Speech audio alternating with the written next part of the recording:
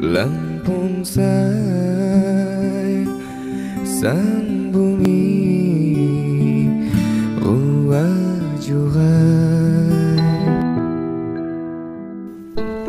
berada di ketinggian 80 meter di atas permukaan laut dan terletak di Desa Pugung Raharjo, Kecamatan Sekampung Udik, Kabupaten Lampung Timur, Provinsi Lampung. Sebuah taman yang merupakan kompleks situs purbakala berstatus cagar budaya nasional ditemukan tahun 1957.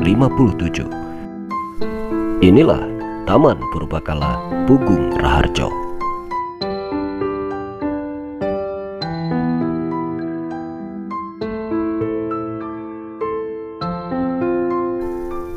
Tak hanya sebagai tempat berlibur, Taman Purbakala Pugung Raharjo juga telah menjadi objek wisata ilmiah atau pendidikan berbasis sejarah. Taman ini menyimpan perjalanan waktu 3 zaman sekaligus, dari zaman Megalitikum atau zaman prasejarah, zaman klasik atau zaman Hindu-Buddha, serta zaman Islam. Situs Purbakala Pugung Raharjo pertama kali ditemukan pada tahun 1957 oleh warga transmigran. Selang beberapa tahun sejak ditemukan, atau tepatnya pada tahun 1968, dilakukan penelitian awal oleh Lembaga Purbakala. Kemudian pada tahun 1973, Lembaga Purbakala dan Peninggalan Nasional bekerjasama dengan Pennsylvania Museum University melakukan pencatatan dan pendokumentasian kepurbakalaan di Pugung Raharjo. Rangkaian penelitian berlanjut hingga tahun 1975 dengan melakukan kegiatan pemetaan dan survei permukaan, hingga akhirnya tim peneliti berhasil menemukan dan mengidentifikasi persebaran batu berlubang dan bergores.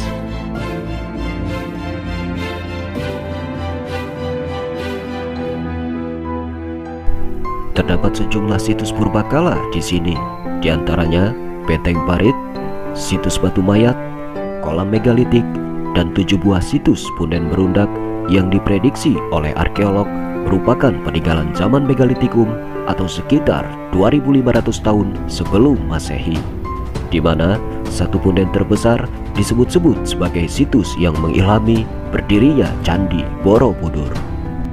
Terdapat pula sebuah museum yang sekaligus sebagai rumah informasi yang terletak tak jauh dari lokasi Taman Purbakala Pugung Raharjo. Di museum tersebut terdapat berbagai arca, batu bergores dan batu berlubang, manik-manik, artefak, dan berbagai peninggalan dari zaman Megalitik atau zaman prasejarah, zaman klasik atau Hindu-Buddha, serta zaman Islam. Tak hanya dikunjungi oleh wisatawan lokal, wisatawan dari mancanegara seperti dari Prancis, Jerman, Belanda, New Zealand, Inggris, Korea, Cina juga pernah datang kemari.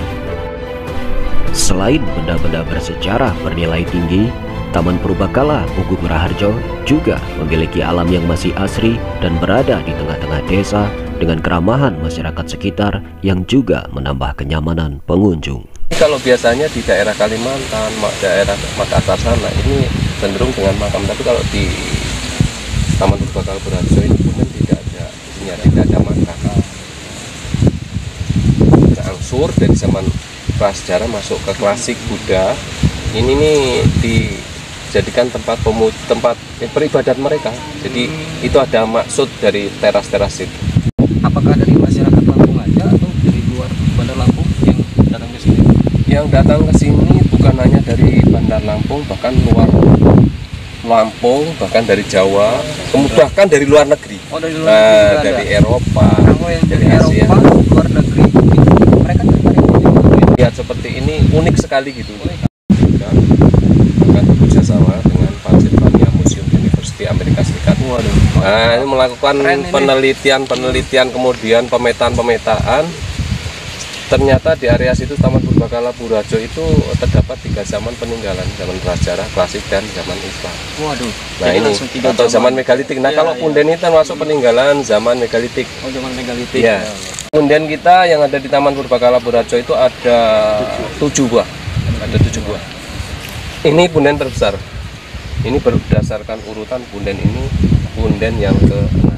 Kita ini sebagai masyarakat Provinsi Lampung bangga dengan adanya punden karena ini yang mengilhami lahirnya candi-candi di zaman klasik. termasuk Borobudur itu inspirasi dari budaya kita ini. Untuk tiket kita dari Kementerian Pendidikan dan Kebudayaan memang tidak menarik tiket sepeser pun, sehingga masyarakat yang mau berkunjung dipersilahkan asalkan memenuhi aturan-aturan yang sudah kita larangan-larangan seperti tidak boleh naik di atas punden, kemudian tidak boleh di benteng parit itu motor kendaraan dan tidak boleh nyebur yang di kolam itu yang di atas. Kita sediakan yang di bawah untuk khusus untuk mandi.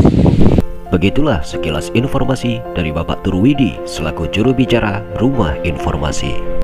Dan melesat jauh ke abad 15 meninggalkan zaman megalitik dan zaman klasik, wilayah Pugung sendiri menyimpan sejarah khusus bagi masyarakat Lampung.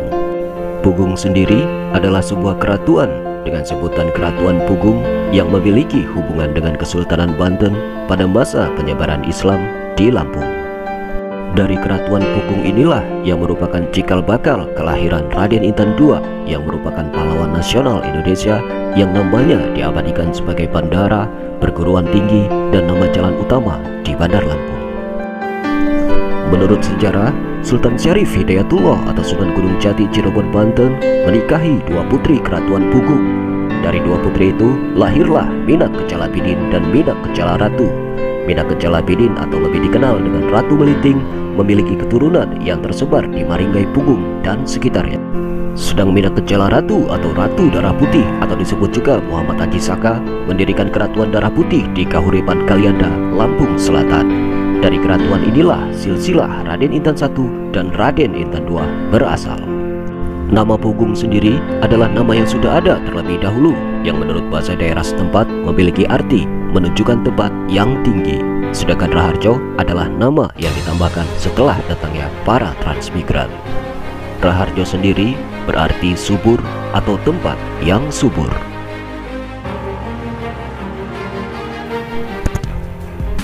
Dan satu lagi peninggalan dari zaman megalitikum adalah kolam megalitik. Kolam megalitik terdiri dari dua kolam yang dipisahkan dengan jalan setapak berbatu, di mana kolam di sisi timur lebih kecil dan berdinding batu, sedangkan kolam di sisi barat berbentuk seperti danau. Konon difungsikan untuk mengambil air guna memenuhi kebutuhan hidup dan keperluan ritual. Pengunjung diperbolehkan mandi di kolam yang berdinding batu.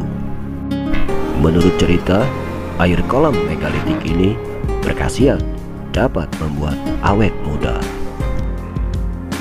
Di kolam berbentuk danau terdapat ikan-ikan kecil yang akan berkumpul saat pengunjung merendam kedua kakinya. Gigitan ikan-ikan kecil tersebut menghadirkan sensasi terapi pada telapak kaki.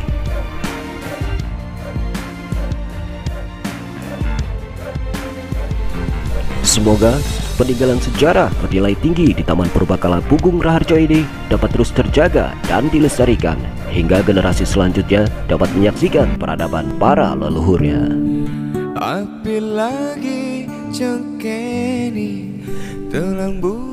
Demikian episode kali ini. Terima kasih telah bergabung di channel ini dan menyaksikan video ini. Sampai jumpa di episode selanjutnya. Lampung say sang